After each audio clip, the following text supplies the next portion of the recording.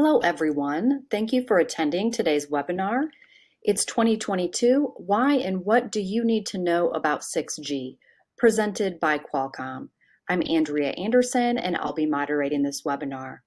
Our speaker today is Dr. John Smee, Senior VP of Engineering and Head of Wireless Research at Qualcomm.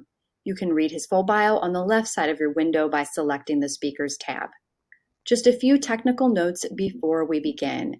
If you'd like to download the slide deck, please click the Handouts tab button on the left side of your screen. The webcast is being streamed through your computer, so there is no dial-in number. For the best audio quality, please make sure your volume is up. This webinar is being recorded and will be available on demand within 24 hours after the event. Time permitting, we will follow the presentations with a Q&A session. Please submit your questions using the Questions and Answers tab on the left side of your screen. All right, let's begin. Dr. John Smee, please go ahead. Well, thank you very much for that introduction, Andrea, and it's my pleasure to discuss today what do we need to know about 6G, given that it's 2022, and how are we looking at the advancements that we're driving right now into 5G Advanced, and how does that set the stage for 6G itself? And in particular, from an agenda, we'll be discussing the rich roadmap of 5G technologies and how 6G is targeting that wireless future 2030 and beyond. And in particular, how we're further expanding the role of communication and how it involves things like artificial intelligence, sensing, and the connected intelligent edge, and really looking at those long-term research vectors that set the stage for that next era of cellular communications. If we look more generally at 5G itself, one of the exciting things that distinguishes 5G from prior generations is its impact on digital transformation. So the notion of different industries adopting wireless technologies and looking at how that enables new value to be created at the edge. So whether it's transportation, manufacturing, or industrial and retail applications, or even more further, looking at things like public safety and smart cities and how 5G itself can make more improvements to things like agriculture, healthcare, entertainment. So it truly is an expanding world of digital opportunities that we're looking at into this next era of 5G itself. And in particular, it's interesting to understand the role of the connected intelligent edge. So we can understand the role of the central cloud, the data centers where a lot of information can be stored long-term and processed with machine learning. At the same time, there's a growing amount of artificial intelligence that's actually occurring at the edge of the network, in the devices themselves.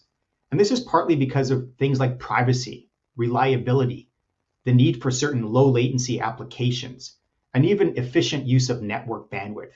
You don't want to be sending every single piece of information all the way back to the central cloud for a variety of reasons. You want to be able to make those decisions locally with low latency based on that artificial intelligence that it's embedded into the devices themselves. And so we then look at not only the connected to devices and the on-device AI, but then also the way those devices communicate across the edge of the network, both on the infrastructure side and the edge cloud side. So it's a very interesting trade-off and set of technologies that we term together the connected intelligent edge. And it really is about enabling new scale for AI processing as we're looking at these new applications. So setting the timeline perspective. So here we are in 2022. And from a standardization standpoint, we've just begun release 18 in 3GPP. So 5G itself began with the release 15 work item that was deployed in 2019 based on standardization leading up to that. And releases 15, 16, and 17 comprise that first big step of 5G. And so now we're embarking on 5G Advanced. That's going to take the ecosystem through releases 18, 19, and 20. So another full 5 years of 5G standardization from 2022 through 2027. And so it's important to recognize that even though today the focus of this discussion is on 6G, there's a huge amount of research, standardization, and upcoming deployment of 5G and 5G Advanced technologies. And the work on 6G is setting the stage then for this broader focus on where does cellular need to go next? What are going to be those use cases in 2030? What are the technologies that are going to enable more cost-effective cellular deployment? And so that's going to feed into a 3GPP 6G workshop, followed by our view of a release 20 study item, and then a release 21 work item for 6G itself. Now, of course, 5G is also going to continue to evolve. And so the point is there's a huge path ahead of us on 5G Advanced as we're setting that stage for 6G. And then looking at the contents of 5G, it really is an expanding ecosystem. The surface area of cellular has really expanded to address many different applications. And so beginning within those core technologies of Release 15, those things that made 5G more cost-effective and efficient compared to 4G, those set the stage for 5G being this brand new air interface. And that further evolved in releases 16 and 17 as we looked at that further expansion, whether it was connecting factories or connecting vehicles, or looking at technologies like advanced positioning and communication. So the point is not to cover every aspect of the bullets on this slide, but to really give a visual representation of how 5G has truly expanded, not only to more critical cellular applications, but even bringing in things like non-terrestrial network, communications between devices and satellites, or communications between people and vehicles. And at the same time, continuing to expand foundational new technologies from a performance standpoint. And so this is beginning that 5G Advanced Release 18, which is going to set the stages for Release 19 and 20. And so in particular, as we embarked on 5G Advanced, we knew we had a big responsibility to balance some of the key technology trade-offs. Not only encouraging the fact that mobile broadband needs to continue to evolve, but also understanding how does the cellular ecosystem need to further address vertical opportunities. So that balancing between mobile broadband and new technology verticals. In addition, we also had to balance the immediate commercial needs for what are the highest priorities to have in, for example, Release 18 itself, versus how do we make sure the long-term technology research is being addressed in a cohesive framework. And so there's some big studies that are part of Release 18 because that's going to enable some of these foundational new technologies to be adopted into 5G itself, in addition to be making their way into 6G. Another perspective is understanding the trade-offs between the device aspects and the network aspect.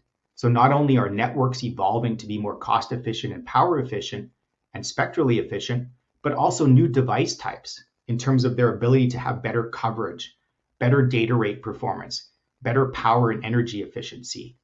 So Release 18 begins that 5G Advanced evolution, but it does it in a way that was balancing some of these key trade-offs. And in particular, we can look at the end-to-end 5G system foundation on the left here, things like downlink and uplink MIMO or enhancing mobility, or things like integrated access and backhaul and smarter repeaters, evolving the role of duplexing and artificial intelligence and machine learning. So those core aspects are strengthening the 5G system foundation. At the same time, Release 18 is also enabling 5G to advance into new types of use cases and devices. Things like boundless extended reality, or taking 5G into reduced capability NR Lite evolution. So connecting wearables and sensors and many new types of low power, low energy devices that can really continue that expansion of the connected intelligent edge. Technologies like Sidelink can not only be used between vehicles, but also a growing number of applications and device types.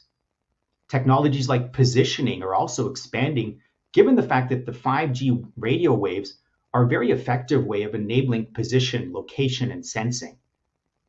And at the same time, continuing to expand 5G into non-terrestrial applications, whether it's drones or satellites.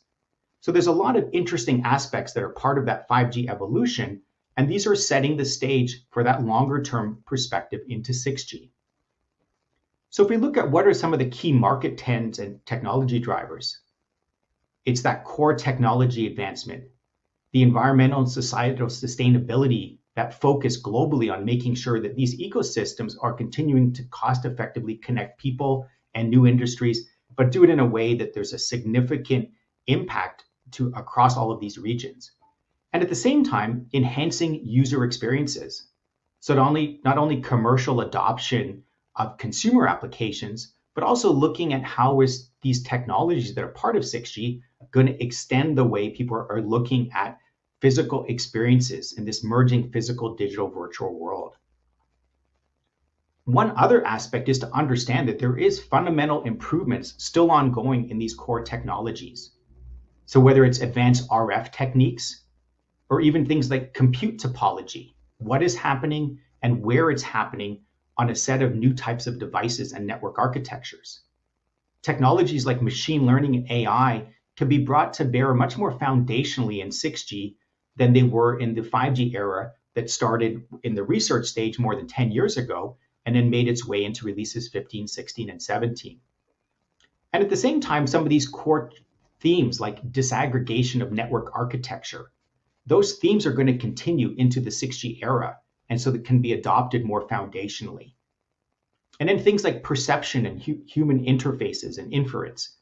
So a lot of these core technology advancements are the ingredients that we can put together creatively to have a compelling 6G era interface, and making sure that we're bringing that balance of technology evolution and at the same time leveraging these core advancements. If we take a look into the environmental and social sustainability, it's understanding the need for wireless ecosystems to reach and fuel a sustained global economic growth, and even system design to minimize environmental impact, making sure the networks are more accessible to different types of devices and services and digital equality.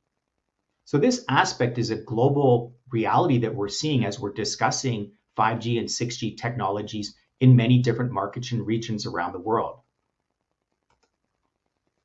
As we look at expanding new user experiences, it's understanding that what used to go on wired is now being considered for wireless. So we saw that with the evolution of fixed wireless access as part of that 5G mobile broadband. We see that trend continuing, where fixed and mobile broadband will further evolve. And at the same time, things like digital twins, that's going to be used more to accurately model the physical world and to drive new value at the edge of the network. So the ability to have a digital representation of the physical world can enable more efficient factories, more efficient medical operation in hospitals and other scenarios. So the role of digital twins and RF sensing and the role of 6G communications, those things are going to converge to create new interesting opportunities. Similarly, the metaverse and further augmented physical worlds are going to create new human interfaces, new approaches for using technology beyond the smartphone, connected laptops, connected tablets that we have today.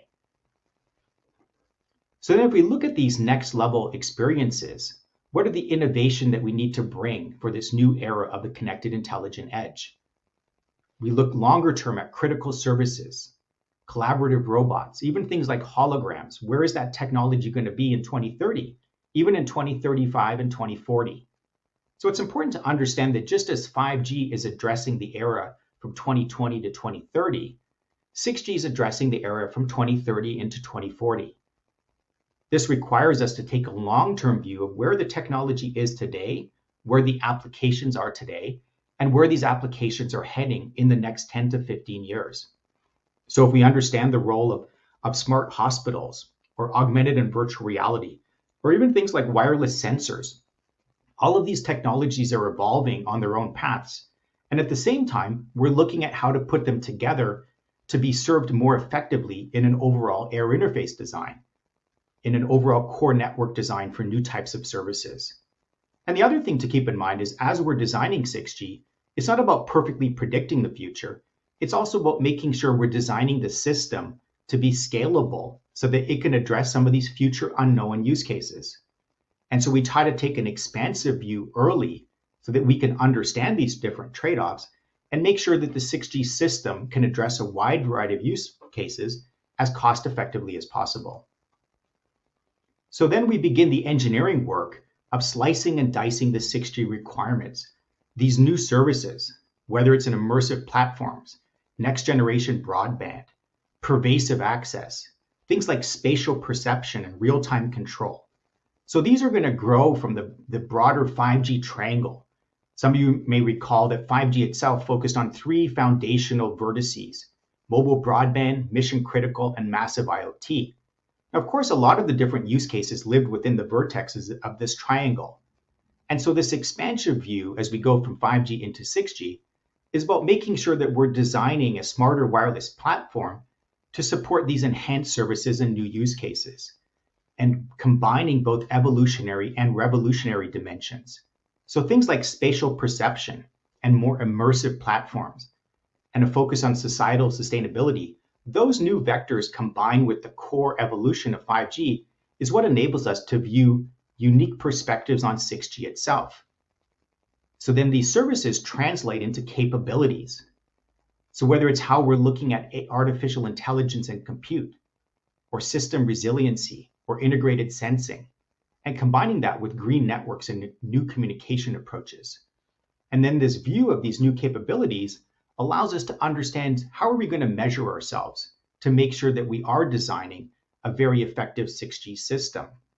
So these key performance indicators broken up across these different vectors of capability.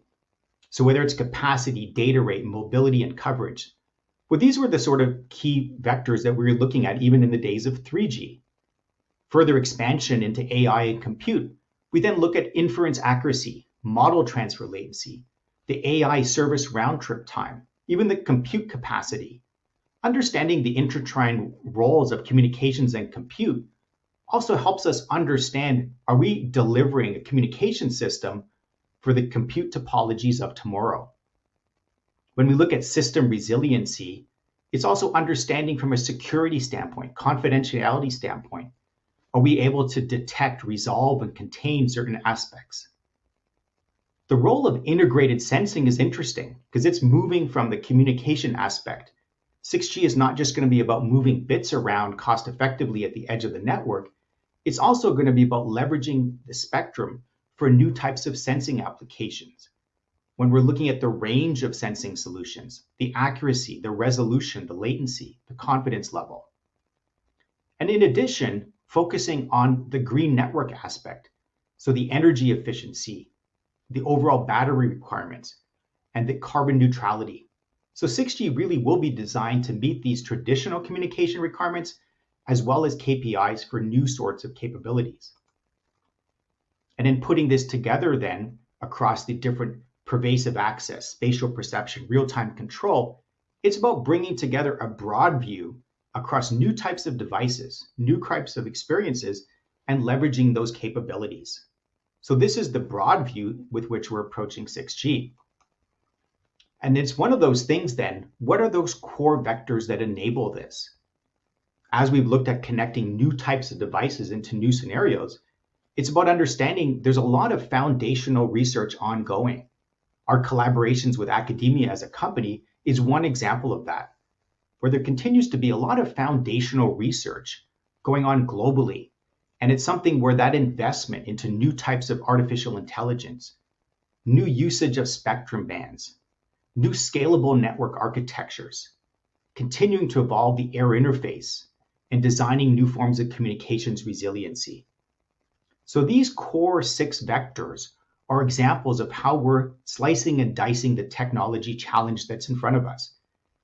As we're advancing in these different areas, we're going to be bringing these technologies into 5G Advanced, and at the same time also looking at how we put them together more creatively into a new 6G air interface, where we're able to design things to be first commercialized in 2030.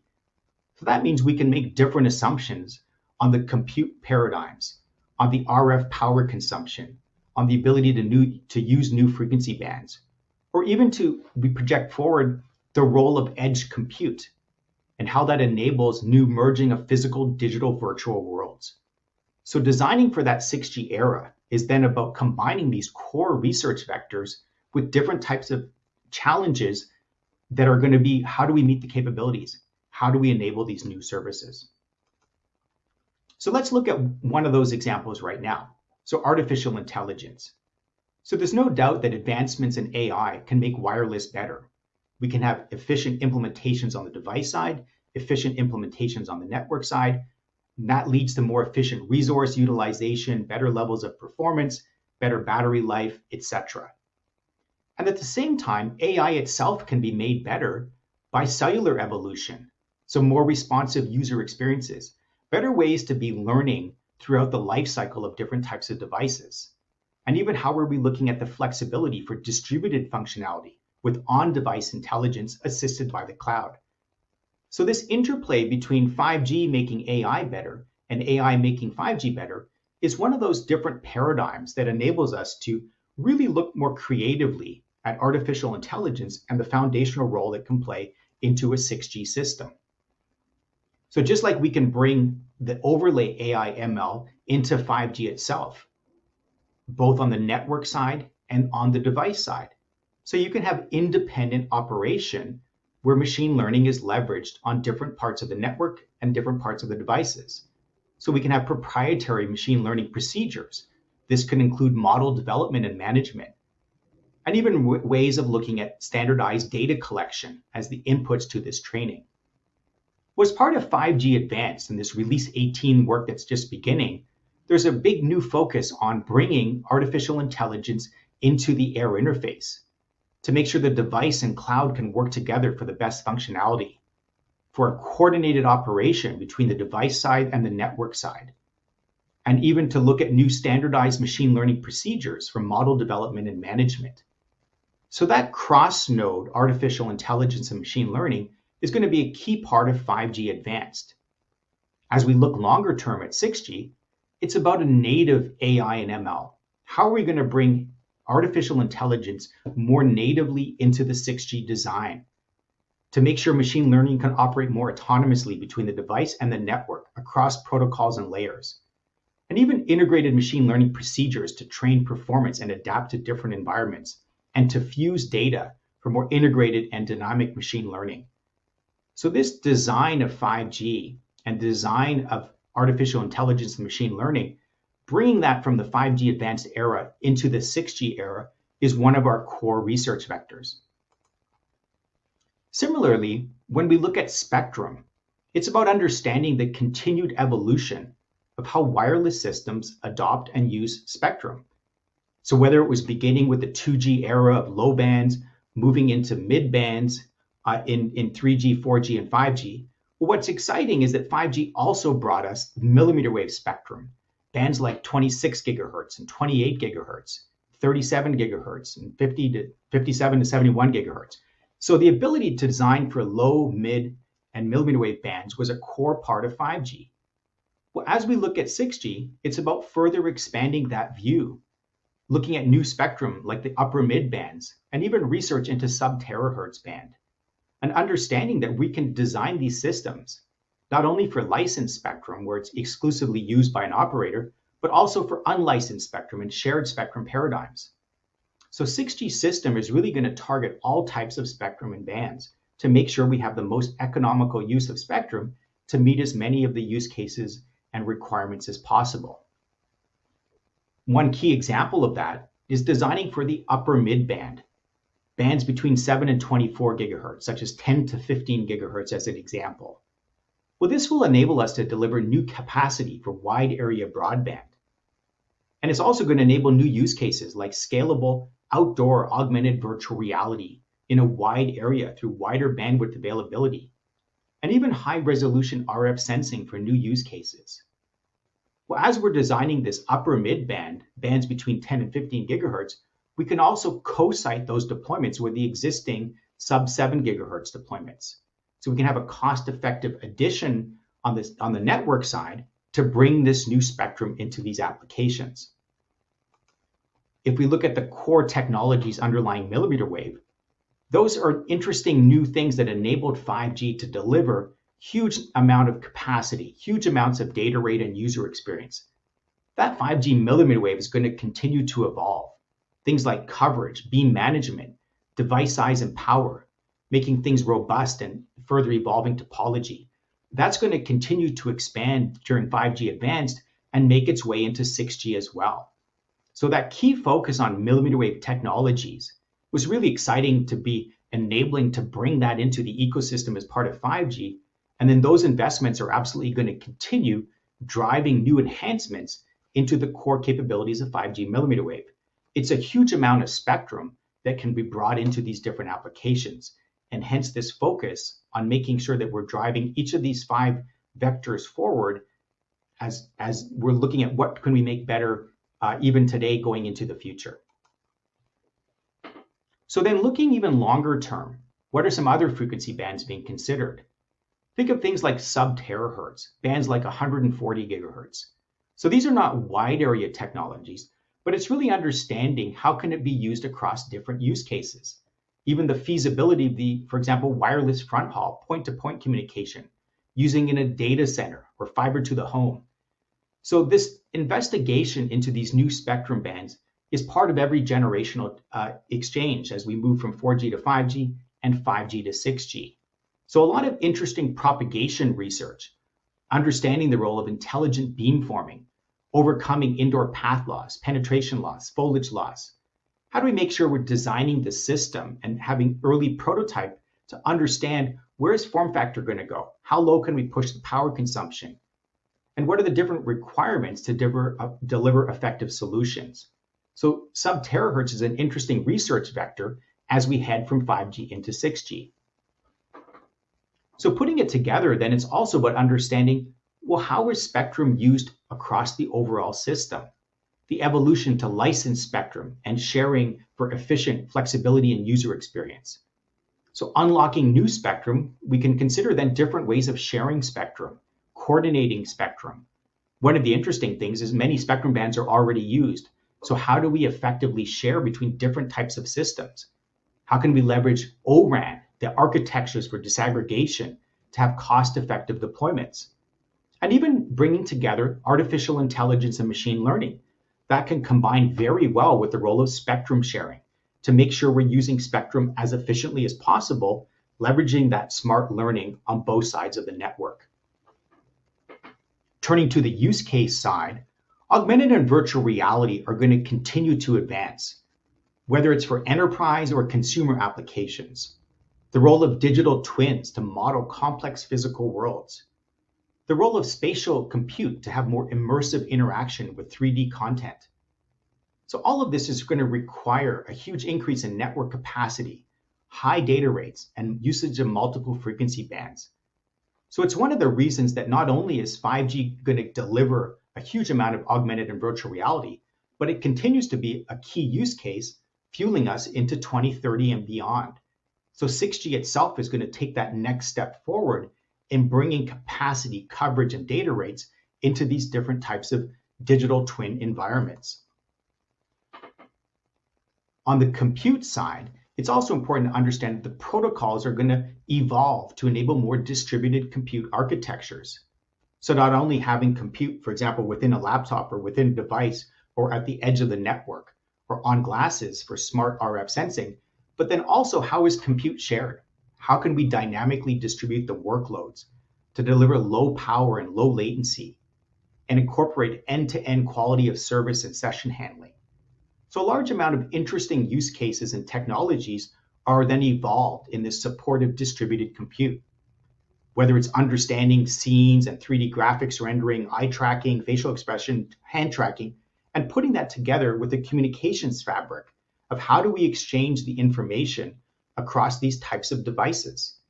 How can we make sure that the 6G knowledge of the use cases and the quality of service requirements enables us to have an end-to-end QoS design? What are the APIs that we incorporate into the system? So it's an interesting trade-off that looking forward, it's not only about having efficient compute, it's also about how the compute itself is distributed. On the side of RF sensing, it's a great example of a technology that's continued to evolve. We're now using, what typically was radar bands for communication. The fact that we have 28 gigahertz in our smartphones today is a testament to driving those cost-effective RFIC designs in conjunction with new system architectures and robust beam management. Well, as we look longer term about the evolution of communications, from mobile broadband to ultra-reliable low-latency communication and massive machine-type communication, and even new communication services, well, we can look at that intersection with the worlds of precise positioning, RF sensing, and new types of services. And so that joint communications, positioning, and sensing enable us to deliver interesting value to the edge of the network, different types of new services, and looking at the role of different types of device types and cooperative sensing across different devices, overall network processing, different topologies. So it's an interesting design challenge then to be designing not only for the performance of communications capabilities, but also designing for the KPIs for the role of RF sensing and positioning. And how do we bring them together to design an overall system that effectively delivers the best of both worlds? And core to any discussion of a new generation is understanding how the air interface itself is going to change. It's a huge innovation opportunity to achieve higher capacity, better throughput and efficiency. So we're performing a lot of foundational research into channel coding, looking at new types of waveforms, pushing the boundaries of modulation and multiple access. So these core technologies are what enable the new air interface to deliver these higher performance capabilities, these more cost-effective data rate performance capabilities. The fact that we're now doing gigabits per second in a device versus kilobits per second or megabits per second. So these foundational physical layer designs are crucial for enabling new 6G features. And it's about understanding then the interplay of this core technology, things like channel coding, and then looking at how does that fit together with some of these new use cases. For advanced air interface features, where's MIMO going? Where's duplexing going? How does that change with our new approach to different types of waveforms? So this is always a core foundational area of research because it covers a lot of the enabling blocks of that new 6G physical layer. A good example of that is duplexing. So we live in a world today of frequency division duplex and time division duplex, but then evolving towards systems with, for example, sub-band half duplex, where we're able to use part of the spectrum, for example, to dedicate it to uplink and other parts of that same band for downlink. So this enables us to transmit whenever we want from different types of devices. One of the challenges of TDD systems is that your uplink opportunity is limited based on how much spectrum you allocate to the downlink. So as an example with the static slot structure on the lower left, we have downlink 3 times in a row followed by uplink. Well, by moving towards subband half duplex, we're able to then bring in uplink more time sensitively into the system design. And we can also move that from half duplex to full duplex on the upper right corner. So we're able to bring that uplink opportunity to exist in every slot. And then in driving towards this longer term goal of single frequency full duplex, leveraging things like interference cancellation and different types of standardization and prototyping designs are going to enable this longer term focus on single frequency full duplex. Even as right now, we're already demonstrating things like subband half duplex. So duplexing is core to how different networks leverage spectrum across the network and across the devices. So it's a great example of what can be different in 6G versus 4G and 5G. Because we have those new RF capabilities, those new processing capabilities, and even the spatial domain of how we use higher frequency bands. Turning our attention to this bands between, for example, 10 to 15 gigahertz, we can look at taking things like massive MIMO into giga-MIMO, so we can extend network coverage to this upper midband. A good example is to look at a particular aperture that is an overall antenna physical size. So we can, for example, have 256 elements at 3.5 gigahertz. And in the same amount of space, we can fit over 3,000 elements at 13 gigahertz because we're scaling in 2 dimensions based on wavelength. This enables us to have higher antenna gain, better steering of those signals. And so that can enable then the same coverage, even though we're using a higher frequency band. And so that's one of the interesting parts of how do we make sure that the 6G technologies enable high capacity, but deliver that capacity across a broad spatial area. And so that involves leveraging the spatial domain, leveraging higher frequency bands, and leveraging new approaches for designing these end-to-end systems that are leveraging multiple antennas cost effectively. So it's a great example of that massive MIMO evolution and revolution that's part of 4G into 5G. Well, that's going to continue from 5G into 6G. A huge amount of industry research and academic research continuing to push these boundaries. Taking a step back, And understanding the role of cloud topology is also incredibly important. So not only do we have regional clouds and traditional applications for larger service areas, but the evolution of the local edge and the cell site edge, that's what's going to enable us to move into new lower latency applications. As we move from 4G and cloud connected smartphones into the era of 5G and things like augmented virtual reality and industrial IoT. So taking that a step forward into 6G, these converged worlds and digital twins and this physical digital virtual world is going to leverage and benefit from even lower latency processing, that compute aspect that can be per application serving these new use cases. So this evolving set of requirements and understanding the evolution of cloud and compute is also very important for understanding how we leverage the radio side, the network side, and the device side. So focusing on what can be different in the network architecture of 6G itself. Well, we can have more cloud-based core networks. We can leverage RAN intelligent controllers to make sure we're optimizing things more effectively. We can look at different types of network and device side intelligence. So whether we're looking at different types of applications being hosted or even how these RIC services are deployed. At the same time, the role of virtualized compute, so these distributed units and open front haul. This can enable new types of partitioning, new types of general purpose hardware and different accelerators for 5G and 6G, how that high physical layer performance can be delivered leveraging the best capabilities of the air interface, the best, most cost-effective deployment models. So one of the interesting things about O-RAN and the evolution of disaggregation, those trends are going to continue into 6G, enabling new types of building blocks and new types of architectures, more rapid upgrade cycles, and even different types of interfaces for front haul and interoperable radio units.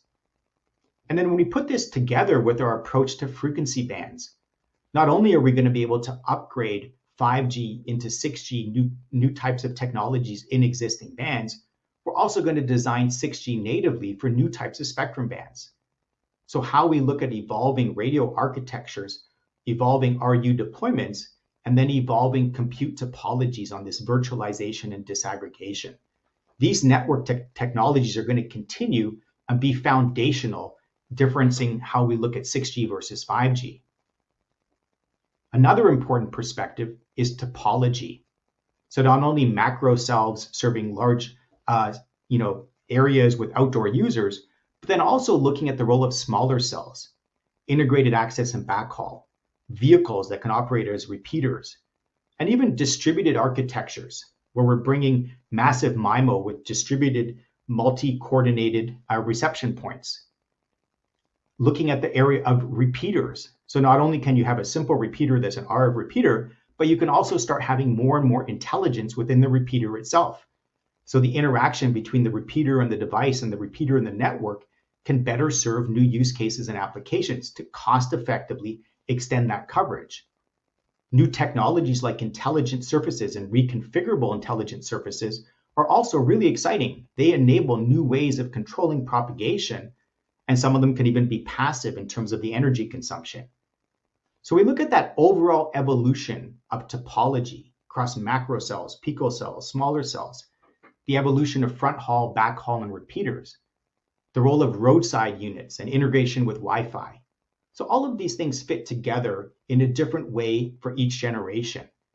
And it's because the use cases are evolving, the technologies are evolving, the standards capabilities are evolving. So as we're designing for that 2030 era for 6G, we're fully focused on looking at more diverse deployment topologies and how we can map these different technologies into these different deployments. A good example is passive MIMO for coverage extension. So we can look at then providing different types of intelligent configurable surfaces. So they can provide dynamic control of reflective beam directions, even without a power amplifier. So this can extend coverage for users in challenging locations, whether it's at the cell edge or indoors or where there's blockage. This can help us achieve those challenging coverage and capacity trade-offs for more network energy efficiency. So it's a good example of a technology that was not available 10 years ago, but then as we look 10 years into the future, these technologies are going to be put together in more creative ways. And we're going to be able to combine these interesting new physical advancements with different types of deployment models and different types of protocol designs. So as we mentioned, smart repeaters and RF repeaters and integrated access and backhaul. So putting these different technologies together can help us meet those challenging KPIs that we're driving the air interface to.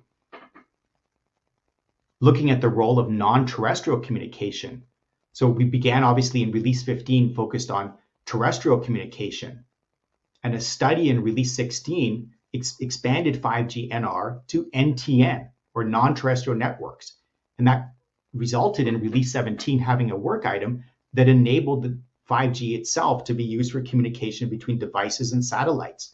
And that's continuing to evolve in release 18 and beyond. As we look longer term to 6G, we're looking at a 3D framework of heterogeneous designs and networks, where terrestrial infrastructure can be complemented by different types of architectures.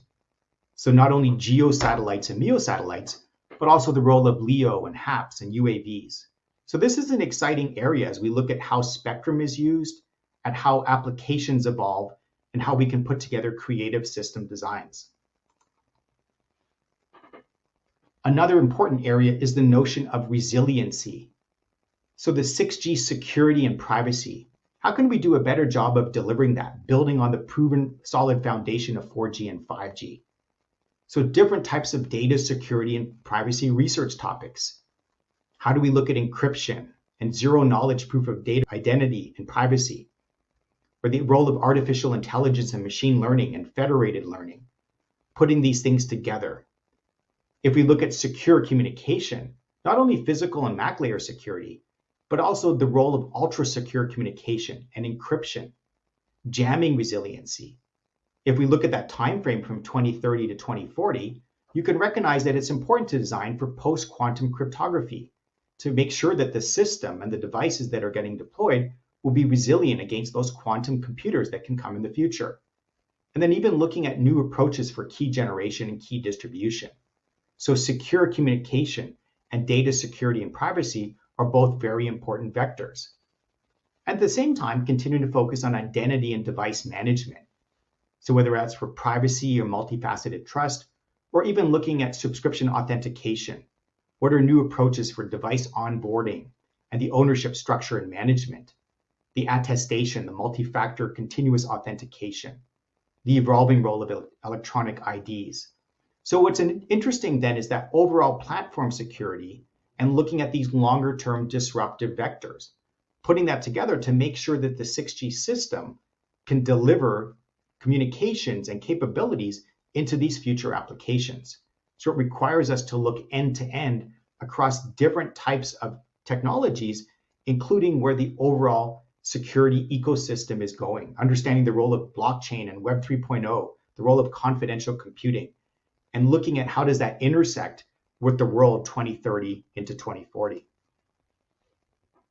Giving some good examples of the concrete research technologies, here are some public demonstrations we've made. These are available on YouTube, and each one of these things can be clicked. And it's looking at some of those core technologies heading into 5G Advanced itself, both on the foundational air interface side, but then also on expansion into new application.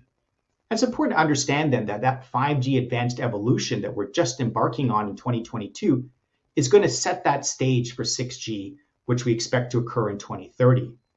And so when we put it all together, it's about understanding that we're really at a halfway point in the 5G journey of research and design and standardization. And we're just about to embark on 5G Advanced. So another 5 years of standardization of 5G itself. But at the same time, that 6G research is a huge focus right now because it's going to set that foundational research vision and requirements that we're going to take into the new 6G air interface. And that's targeting release 21 and beyond work items. So that's that broad view of how are we looking at 5G evolution and 6G. And I'm very happy to take any questions now, and thank you very much. Yes, thank you so much for the presentation. It is time to move on to the Q&A. There is still time to submit your questions using that Q&A tab to the left of your screen, so please feel free to do so. We have a lot of great questions already, and we will try to get to as many as possible. For the first question, why is network disaggregation so important? Do you see that trend continuing into 6G? Yeah, disaggregation is important because it represents kind of a more heterogeneous vendor mix. It represents a new ways of bringing appropriate compute technology into the networks. So the trend of disaggregation is well underway, and it's kind of changing how new systems can get deployed. So as we're looking at designing and deploying a new 6G air interface, disaggregation will be part of that discussion from day one.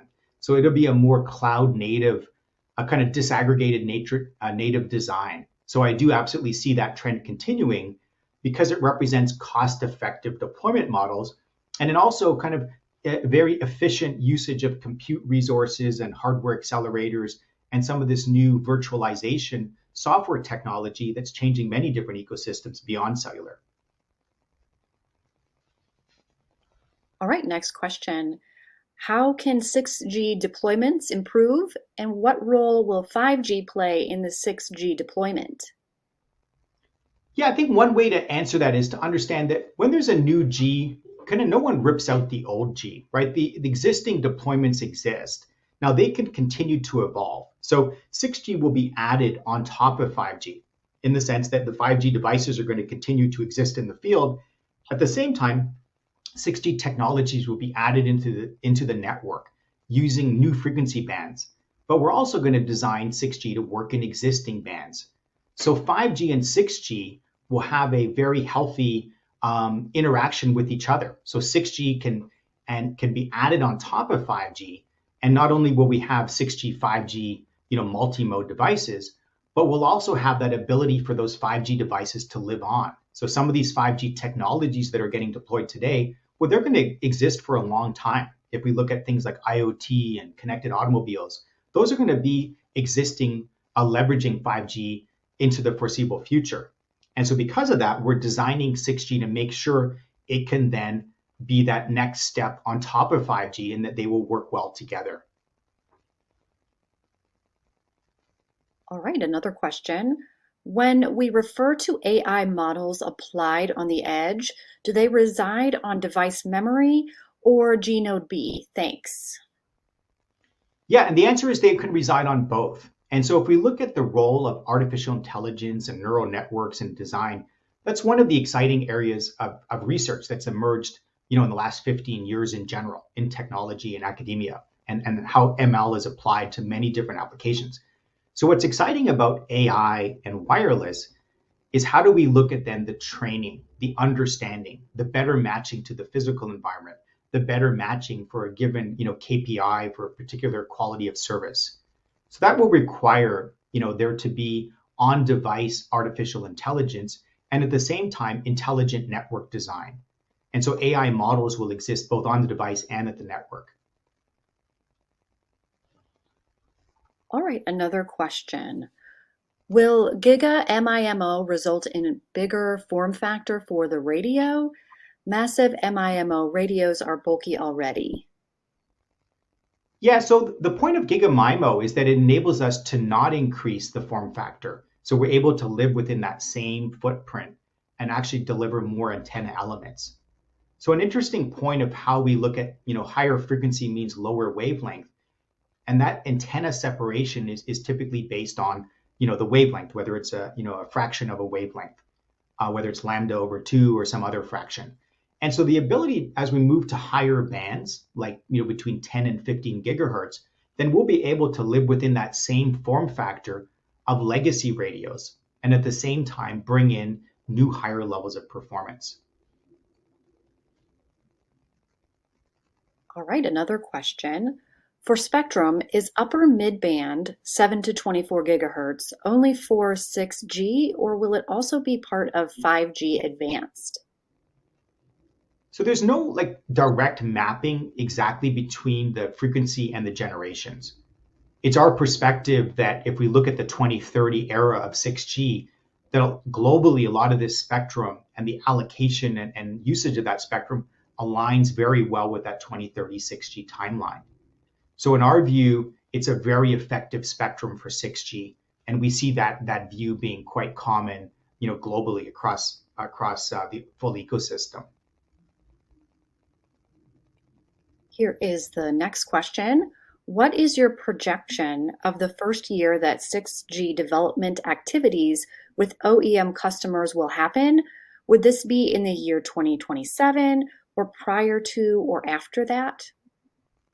Yeah, when we look at the actual air interface specification and designing, for example, cost-effective integrated circuits based on that, release 21 work item, right? So if we're looking at the overall timeline, it would be after 2027, leading into 2030 commercial deployment. And at the same time, we're obviously on the technology R&D side, we're always looking at new form factors, new types of taking technology into different applications. So there's going to be a lot of R&D and experimentation and prototyping, but the actual commercial deployments are going to be based on the standardized air interface itself. All right, another question. Which frequency bands will be most suited to RIS? Yeah, so if we look at those reconfigurable intelligent surfaces, it's going to be used in different frequency bands. So you can look at whether you're using it at bands like 3.5 gigahertz, whether you're using it at 10 to 15, or whether you're looking at for millimeter wave. So we're taking a broad view now on how risk can be applied and doing a lot of interesting experimentation and really getting to the bottom of the propagation, the controllability, the size, the overall energy consumption, how it integrates into an overall network. So it's an exciting area of technology investigation. And at this point, yeah, we're not precluding different frequency bands, even at the same time as we're looking at where can it make the biggest impact. Okay, next question. Will 6G include Wi-Fi, or will this technology be at its end? Wi-Fi itself is going to absolutely continue to evolve. So we see that now with the incredible capabilities of Wi-Fi 6 moving into Wi-Fi 7 and beyond. And so in our view, it's really about having efficient interworking between the technologies. So we fully expect, for example, 6G smartphones to also have cutting edge Wi-Fi in them. The same way today's 5G devices have, for example, Wi-Fi 6 in the device in addition to 5G latest technologies. So those kind of complementary ecosystems will continue to evolve, and at the same time making sure that the deployments and the use cases can make the best use of both technologies. All right, another question. How far will we get with full duplex communication with 6G? What has been shown so far? Yeah, so if we look at duplexing, it's an interesting technology change. So we began, obviously, if we look at the era of 2G into 3G and the role of frequency division duplex, and then as part of 4G, bringing in this very interesting time division duplex TDD. So full duplex itself, some of those technologies we've already demonstrated. For example, if you look at those demonstrations that the team has done, looking, for example, at sub-band full duplex, where part of the frequency band can be used for the uplink, and at the same time, other parts can be used for downlink. And so we can be evolving, for example, from sub-band half duplex, where it's a fixed partitioning, not at the same time, to sub-band full duplex, where part of the band is being used for downlink and uplink at the same time.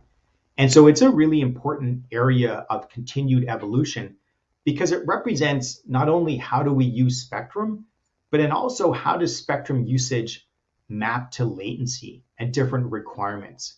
So the point of assuming it's always going to be a TDD world, well, as we move to more dynamic TDD architectures, it's natural to bring in that sub-band and then full frequency duplexing part because it enables spectrum to be used more effectively. So it's a really interesting technology and obviously one of the big focuses of Qualcomm, as you saw from these slides here.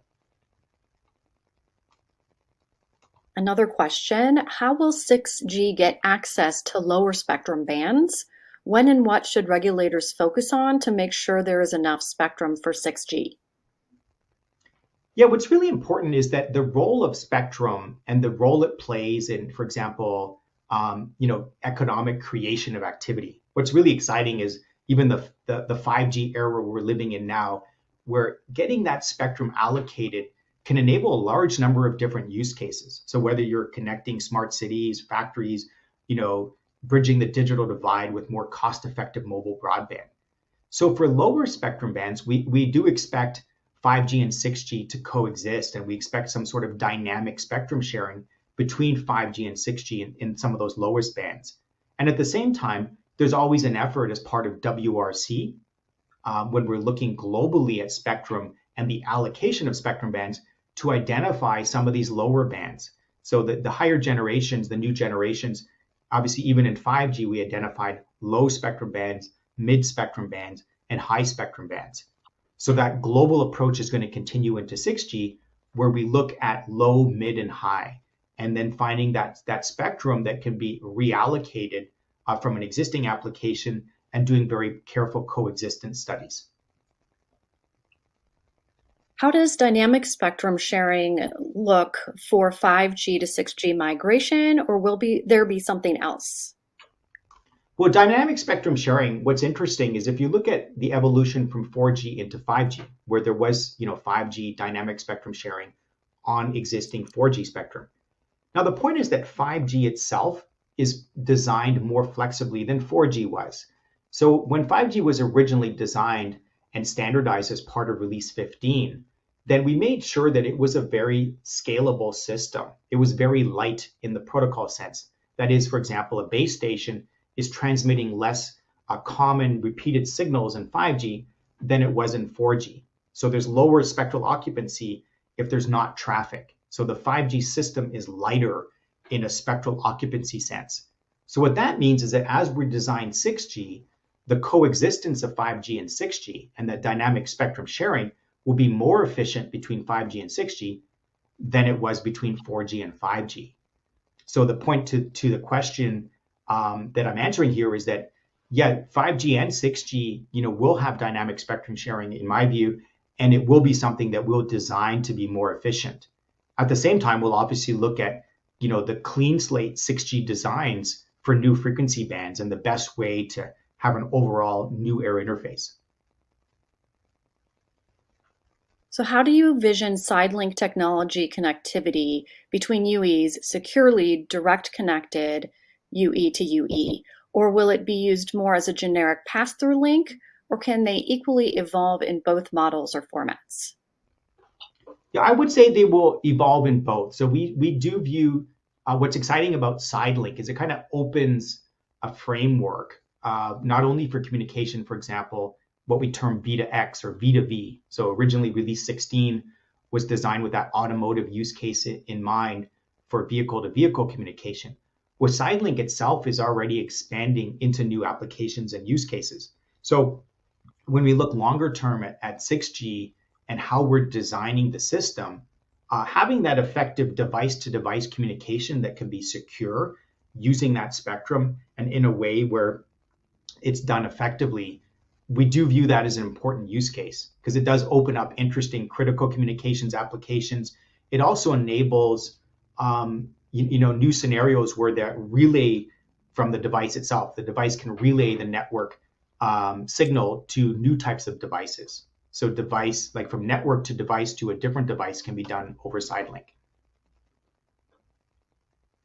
All right, so we have time for one more question. We had a lot of great questions today and couldn't get to them all, but we will try our best to get back to everyone who submitted personally after the webinar. So for this final question, what are you most excited about with 6G? I'm most excited about how the longer term technology vectors, even the deep academic research, how we can put that together creatively targeting a 2030 timeline. So for me, it's about that combining things like artificial intelligence and machine learning with using new frequency bands to deliver, new services like augmented virtual reality even more cost effectively in 5G. So for me, it's kind of a composite answer that it's about putting together interesting kind of short, medium, and long-term research vectors, but targeting a concrete application that would be enabled by 6G that wasn't possible with 5G. All right, thank you for attending this Fierce Wireless webinar and for submitting so many great questions. I'd like to thank our speaker for participating and Qualcomm for presenting today's webinar. This webinar has been recorded. You will be able to access the recording within 24 hours using the same audience link that was sent to you earlier. Thank you again for joining, and we look forward to seeing you at future events.